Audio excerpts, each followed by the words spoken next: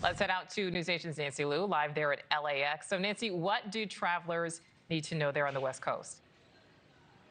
Well, like Jessica there in Newark, Nichole, we are seeing pretty smooth going here at LAX, but the overarching advice is don't even go to the airport unless you know that your flight is scheduled to take off and you're not impacted by those cancellations.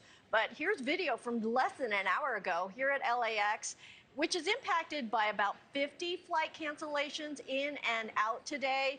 We are seeing fluctuations in the security lines. They are moving, though. And despite lighter passenger volume all over the country because of the flight restrictions, there are still frustrated air travelers with all kinds of stories to tell. So the flight got delayed and I had a connection, so then they had to reroute me and I ended up in a different city and had to rent a car. So the traffic control is a real deal. I think it adds a big layer of concern to knowing for a fact, oh, I'm going to be making this flight, to whether like, oh, I know I'm gambling whether I'm making this flight or not, and being able to make it home tonight. But now I'm going to get home in the middle of the night. I didn't sign up for a red eye, but thank you, government. You're giving me a red eye.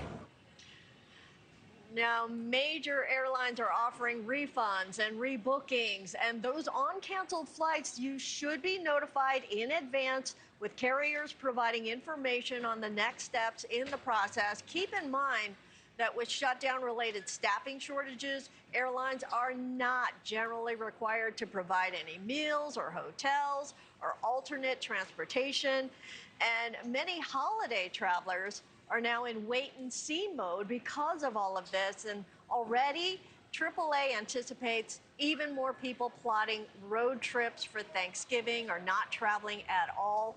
But at the airports, Nichole, everyone be gentle with TSA workers. Keep in mind they're working without pay, and they are now going through their second paycheck with a big fat zero. Absolutely, yeah. Be very gentle with those TSA workers. All right, so Nancy, we know that there's this pullback in air traffic, but there might be a silver lining in all of this for travelers going through Denver. Yeah, it's a sliver of a possible silver lining, Nichole. Denver International, that's the nation's third busiest airport. Like other cities, the airport, a vital part of the local economy, which is an estimated $47 billion annually throughout Colorado.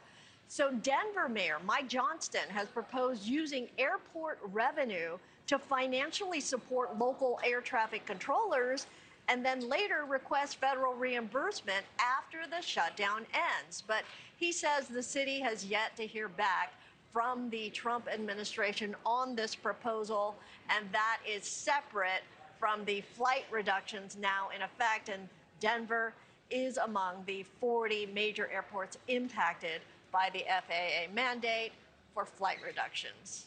Thank you for watching. Subscribe below and download our NewsNation app right now on your phone, and you will get fact-based, unbiased news for all Americans.